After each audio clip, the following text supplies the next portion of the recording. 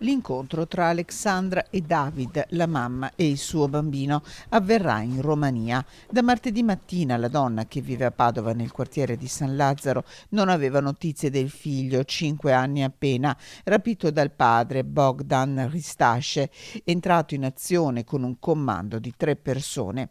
All'8:30 l'uomo, sceso da un furgone nero con 2 complici, aveva caricato il piccolo che la donna stava portando all'asilo e fatto perdere le sue tracce, fino a giovedì sera, quando su un treno diretto a Timișoara a Curtici l'uomo era stato bloccato durante un controllo dalla polizia romena.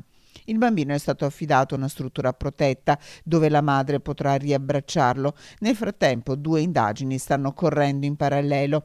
In Italia i carabinieri di Padova stanno cercando di verificare le informazioni che arrivano dalla Romania relative all'affidamento e intanto il padre è indagato per sottrazione di minore e sequestro.